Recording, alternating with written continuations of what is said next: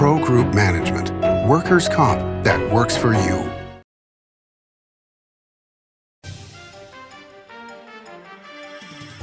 Welcome to Nevada Newsmakers. On the broadcast today, Orrin Johnson joins us. He's an attorney and a great opinion writer. He's here for the whole show on an all-new Nevada Newsmakers. The Nevada Builders Alliance has been protecting the interests of the construction industry for over 50 years. Our programs save members thousands of dollars every year and allow them to provide much-needed benefits to their employees. Our industry also allows Nevada to grow. If you're thinking about a career in the construction industry, reach out. And if you haven't thought of a career in construction, what are you waiting for? We are the Nevada Builders Alliance. Retail's impact on Nevada's economy? Enormous. 8,600 businesses, large and small, employing 145,000 workers. And last fiscal year, retail paid tax on nearly $60 billion in sales. We're the Retail Association of Nevada. We support retail, we help it grow, and we mean business. RANNV.org. Pro Group Management specializes in providing industries with the necessary components to satisfy and exceed workers' comp requirements. Every business has unique needs and specific regulations. Pro Group Management stays ahead of the curve, providing up-to-date services to keep your industry in top form. Discover how we simplify your tasks, improve efficiency, and reduce expense to keep you moving in a positive direction. Pro Group Management, workers' comp that works for you. Truck drivers are some of the hardest working people you'll meet, delivering over 70% of America's freight and 92% of Nevada's. When there's a natural disaster, they're delivering critical supplies to help those communities recover and rebuild. Every sector of the economy and our nation's military rely on truck drivers. So let's take a moment to say thank you. On the open road or city streets, our truck drivers are rolling to make our economy and our nation stronger. Trucking moves America forward. Nevada Newsmakers Studio is located at the headquarters of the Nevada Trucking Association. Motion and purpose are a truck's greatest virtue. This is Nevada Newsmakers with host Sam Shad, a no-holds-barred political forum. Now, from the Nevada Newsmakers broadcast headquarters, here is Sam Shad. And back on Nevada Newsmakers. For political junkies, they know who Orrin Johnson is. For those that don't, he's an attorney, has been an opinion writer for many years now. Give us a little bit of your history from the military. Well, I grew up in Rapid City, South Dakota. I went through undergrad at the University of Minnesota on a Navy ROTC scholarship. And then I was a surface warfare officer in the Navy. So I deployed 3 times, led boarding teams in the Persian Gulf, right before 9/11. Essentially trying to enforce oil for food stuff as that kind of regime was collapsing. And then my last job, I ran a reserve center as we're kind of ramping up and deploying a lot of people between 02 and 04. So it was actually wound up being a really busy time, but really rewarding time as well. Were you surprised by what happened with the withdrawal from Afghanistan? And not so much the withdrawal, but how many people, when they'd said for so long, there's 3,500 military there, when in fact we evacuated well over 100,000 people, and there's well over 100,000 people left. Did any of that surprise you? I mean, it didn't surprise me that the current administration lacks competence with respect to the military. Whenever any government entity gets big, and all the military has been big, and they've been this way for years, so this is, it always cascades. But they start focusing on all kinds of other things other than their core mission. Whatever social justice agenda or whatever this or COVID or this, and then you see the deterioration of the core functions. We've seen that for years in the Navy, and this is true even under the Trump administration. A lot of ship collisions and just readiness issues all up and down the line. Ships have been overtaxed. In fact, it goes back even before Trump. But it's especially bad now. And clearly the military foreign policy just is not the Biden administration's priority. They don't know it. None of them served. And so, no, I was surprised how terribly catastrophic it was, but I wasn't surprised that it was kind of a debacle. In a way, it almost struck me that it wouldn't have mattered who pulled out.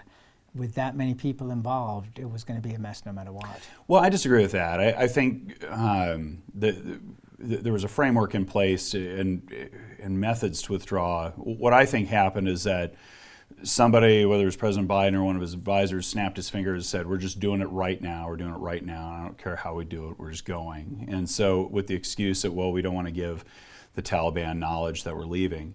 But it was so chaotically done. Obviously, the word's going to get out. You can't hide that. And so instead of an orderly withdrawal that showed, hey, we can come in, we can impose our will, we can leave at will, which probably should have done earlier than we did.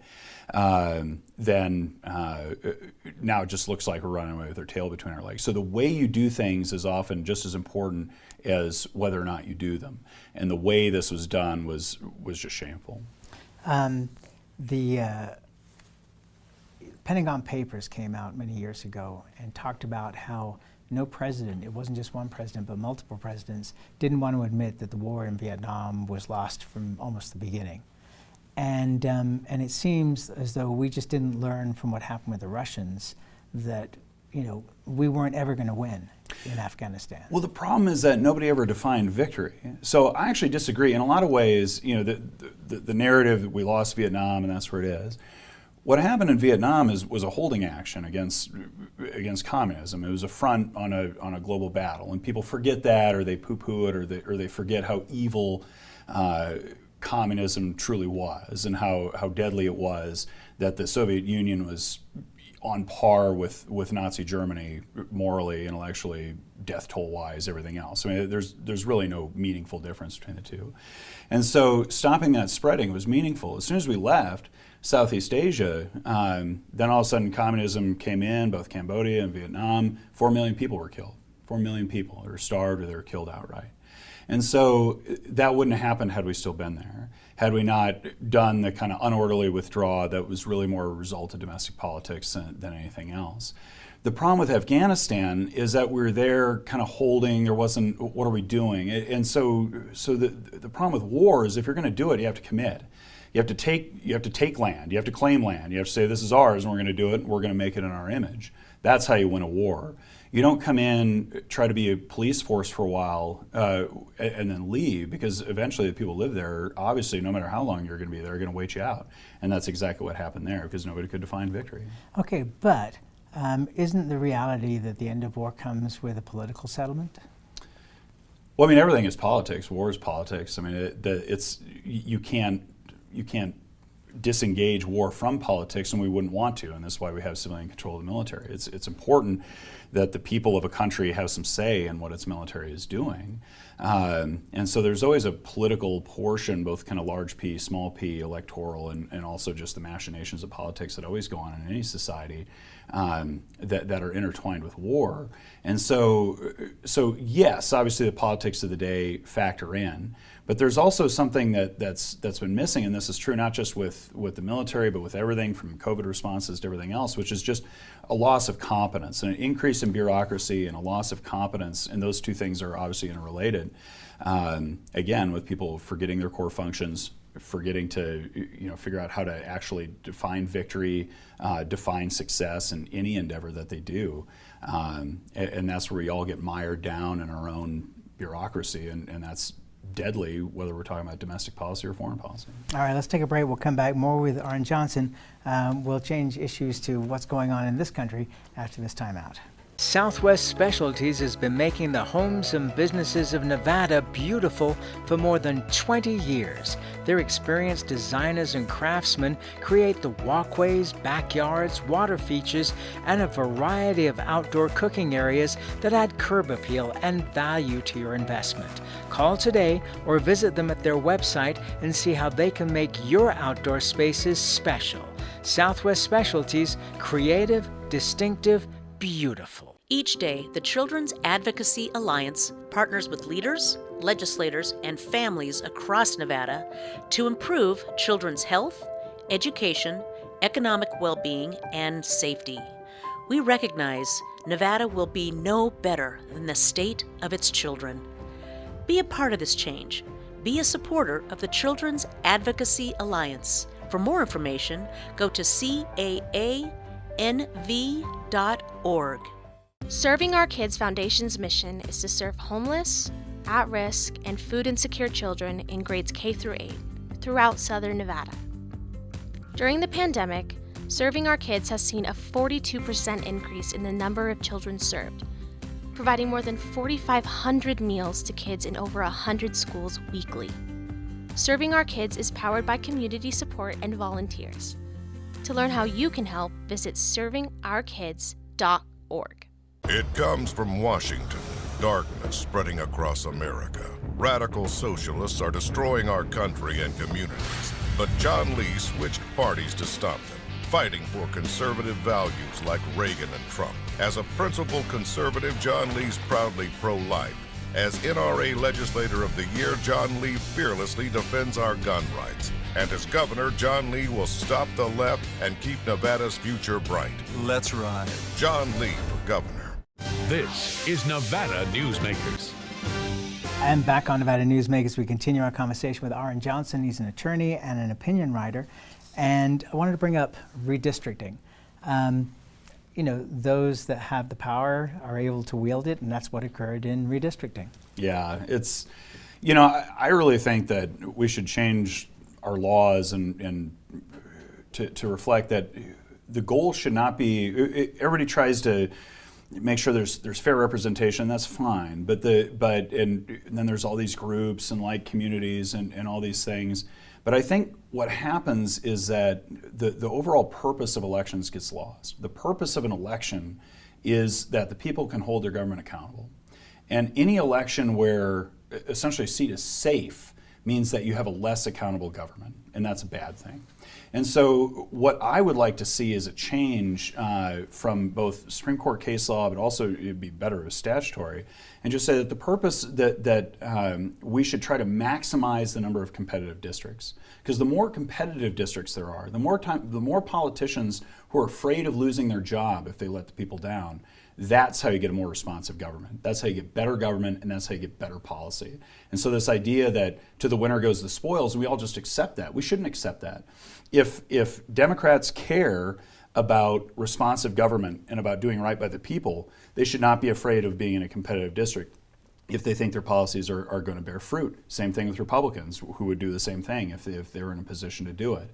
And so this idea that everybody's, it's a signal of weakness, it's a sign of cowardice even, that the Democratic Party is working so hard to try to make it hard for anybody to oust them out of office. And I think that's a shame. Okay, but the exact opposite is true. If it was 180 degrees, if the Republicans were in charge, they would do their best to do the same thing. Oh yeah, I'm not carrying water for the Republicans with that. All right, so let me throw this out there. So years ago, we had libertarians, right? We still do, but not very influential. Right. Because what happened was, libertarians figured out that they couldn't win elections as libertarians, so they became Republicans, and they became, to an extent, the far right of the party. They were different from the moderates. Would you agree with that? I think that trying to put them on a two-dimensional spectrum is I think impossible, and I think the libertarians have a wide range of opinion. Sure they do, but they couldn't get elected as libertarians. Right. The system is set up, so in European countries, in a parliamentary system, lots of parties get elected, but then after they're all elected, then they have to form a governing majority. In the United States, in a two-party system, which I think is actually a feature and not a bug, the governing majority has to form before, so we all can see what we're voting for. We know what the governing majority would look like when we ultimately vote for a president or for any of our legislators or that sort of thing. And so I think to some extent that's not a bad thing, even though we lament, we'd like to see more diversity within the parties, although I think we actually have that quite a bit. All right, so we'll come back to my premise here. So my premise is this, that with redistricting, we have a lot of, not necessarily safe districts for Democrats, but much more safe than they were before. If Republicans want to win, do some of them have to become conservative Democrats? Because if you go back 40 years in this state, Harry Reid and Richard Bryan were not thought of as liberals. They were thought of as conservative Democrats, what would now be called probably blue dog Democrats. Is that something that some of the Republicans need to start thinking about, is getting into the other camp to have influence? Because you look on the other side and look at a Joe Manchin or Kristen Sinema and go, well, here are two people that are controlling the entire Congress at this point by being not opposite of what their party stands for, but certainly standing in the way of the left's ideas of where they want to go. So one of the things that I try to do is I try to avoid the word left and right when I'm describing any political ideology or anything else, because I think it's not helpful, and it gets us to this, oh, how do we travel along this two-dimensional thing? What makes those two individuals in the Senate so powerful is that they think independently, and they think with some common sense, and I say good for them. If Republicans want to win, and I think at this moment in the country, everybody's tired of this tribalism that's engulfed us. And I think most people feel alienated from the tribalism. I know I do.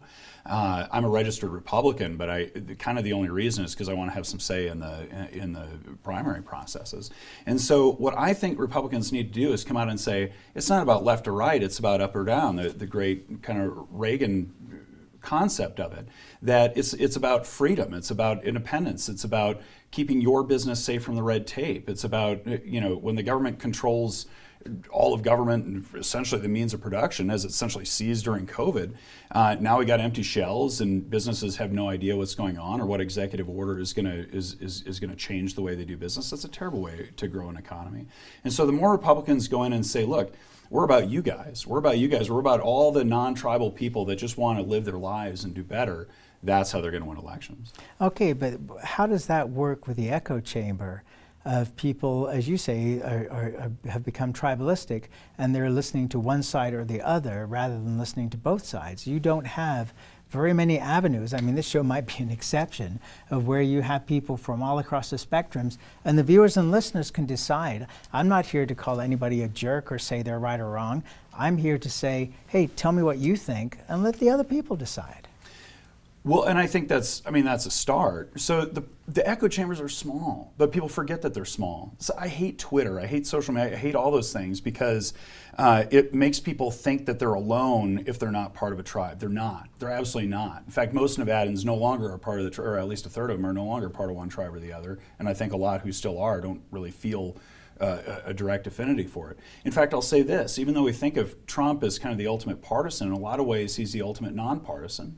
And I've got issues with Trump, but the bottom line is that he came in, he wasn't just running against the Democrats, he was also running against kind of the old school Republican establishment, shattered it, was disruptive in a way that I think ultimately will be beneficial, will be a model for a lot of other people without a lot of kind of Trump's baggage to come in and do the same thing. I think we saw that in Virginia, with some of these midterms. I think we're seeing that with Joe Manchin. A lot of people, and we're seeing the tip of the iceberg, but I think we're going to see a lot more. I hope we're going to see a lot more, are realizing they can free themselves, and there's a huge hunger out there and a real constituency for people that say, I refuse to be part of a tribe. I'm a human being, and we're all human beings. We're going to do it together. Okay, well, that's a very in-depth thought for people who are trying to put food on the table, go to work, raise kids, do all the other things, that they are able to think that deeply, because really they respond to 30-second commercials. But didn't Donald Trump appeal to people that were not necessarily Republicans or Democrats, but people who felt that they had been lied to by politicians for decades? And that was the discontent that he was able to tap into.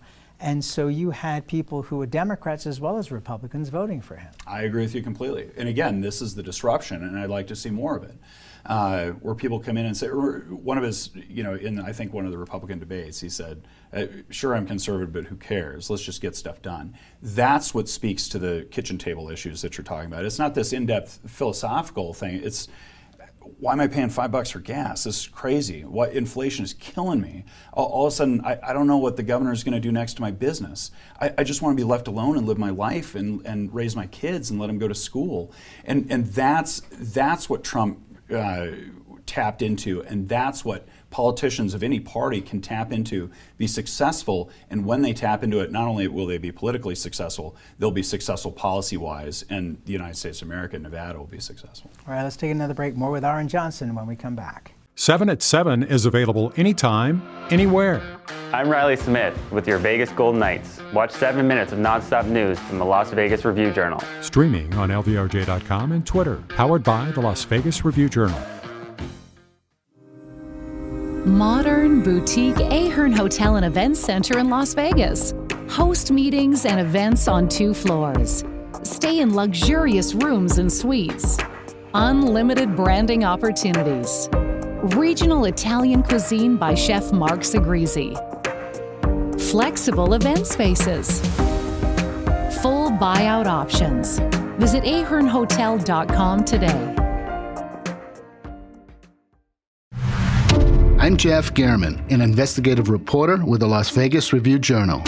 I'm your guide for Season 2 of Mobbed Up, The Fight for Las Vegas. You're in with every gangster and hoodlum in the United States. I don't go for that, Mr. Kennedy. I don't go for that kind of action. I was on television accused of fronting for the mob. Subscribe to Mobbed Up, The Fight for Las Vegas, Season 2, today on Apple Podcasts, Spotify, or wherever you get your podcasts.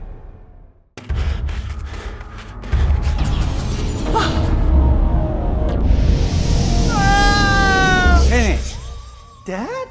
Are you learning? This place is great. Huh? You gotta try this. Wow, this stuff is great. People are gonna love it. Yes. Yes, they will. 7 at 7 is available anytime, anywhere. I'm Riley Smith with your Vegas Golden Knights. Watch 7 minutes of nonstop news from the Las Vegas Review-Journal. Streaming on LVRJ.com and YouTube. Powered by the Las Vegas Review-Journal. This is Nevada Newsmakers. And back on Nevada Newsmakers, we continue our conversation with Orrin Johnson. He's an opinion writer, also an attorney, wrote for a long time for the Nevada Independent, and has been writing some great stuff for the last few years, which is why I wanted you to be here. Okay, so the inflation that we're seeing, it's easy to blame political entities, but the reality is that we went into a situation where everything was cut off, but people were getting money. So they were, in some cases, getting more money than they needed. A lot of people who were middle class got checks from the government that they really didn't need, and they banked them or just put them into their regular account. And after a certain point in time, they want to start spending that money, whether it be on goods and services, vacations, whatever it might be, cars. And so all of a sudden, things become, there's a shortage of them, and so the prices go up because that's how business works. Do you blame inflation on the government, whether it be this government or the previous government, both of which put trillions of dollars into the economy? And do you see it like the toilet paper crisis flattening out over the next year or so? So the answer to your first question is yes. Of course I blame it on everything you described. And one of the things that frustrates me is people say, oh, the pandemic caused this. The pandemic caused nothing. Choices that government entities made are what caused all these issues. And you can say it was worth it or it was not worth it, but you cannot say they weren't conscious decisions on behalf of politicians. And so whenever we hear the pandemic caused, everybody should say no. That's a false statement. It's not true. It's a way to hide responsibility behind this passive voice, and I hate it. But then will it settle out? The answer is no, at least not in the foreseeable, and this is why. So right now we have a government that thinks that it can control the economy, that it can guide the economy. And this was from the very beginning with the COVID. And I was writing about this at the time, May of 2020. I said, you cannot take supply chains and just pull out bricks in the economic wall willy-nilly. And that's exactly what, and in Nevada, is worse than a lot of other places, where the governor declared himself to have unlimited just fiat power. He could wave a magic wand, do whatever. I'm closing down that business, opening up that one. I decide what's essential and what's not. You can't do that. No human being, no matter how smart, and Sisolak is not the smartest of human beings, I'm sorry, he's just not, but no human being, no matter how brilliant, is smart enough to control a whole economy. And that's why centrally managed economies always lead to shortages, to inflation, to starvation ultimately, and civil unrest, which is exactly what we're seeing.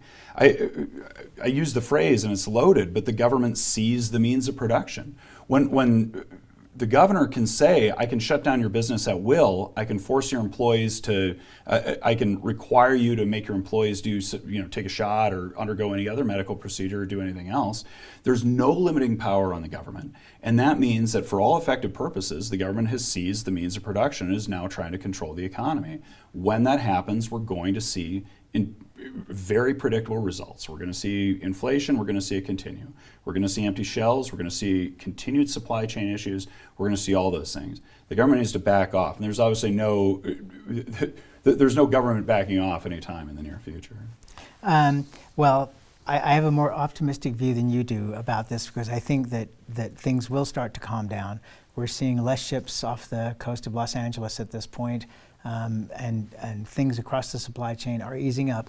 But I think one of the things we need to do is figure out how to fix our immigration system, which is still sitting there languishing since 1986, because we need more workers. And the idea that we're not doing anything to create a situation where more people can come to the country and work, citizenship aside, but we need workers, and I think that that's going to be a major thing for industries like the trucking industry that desperately need, 80,000 new drivers. We're out of time. I can see you wanting to answer, and what's great about that is it means I can invite you back, and let's continue this discussion. Happy to come back anytime. Thank you, Sam. Thank you. Orrin Johnson, we'll be right back. Brian Culpa Photography was born in the rolling hills of Massachusetts, and now he can help you experience the stunning beauty of Nevada in a whole new way through the power of flight. Flying has always been a passion for Brian, and at Brian Culpa Photography, he can make your imagination soar. Brian has the creative mind and tools to tell your unique story. Experience the bird's eye view at brianculpaphotography.com.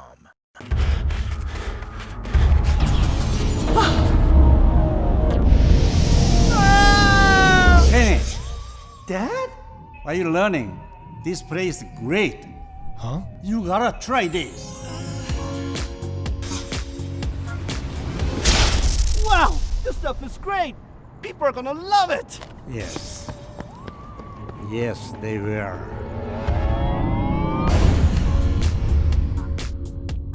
As you know, Reno is booming. Toll's development company is helping it grow with insightful design and development, building community with every project, adding beauty, adding excitement, emphasizing our shared humanity.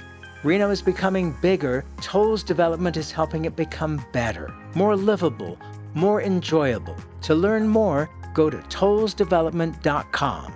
tollsdevelopment.com. Pro Group Management specializes in providing industries with the necessary components to satisfy and exceed workers' comp requirements.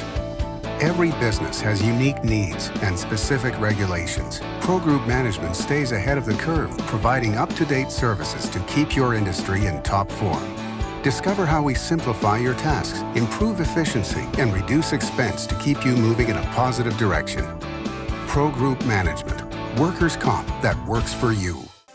Watch Nevada Newsmakers on YouTube. You can do that now these days. We'll see you on the next broadcast.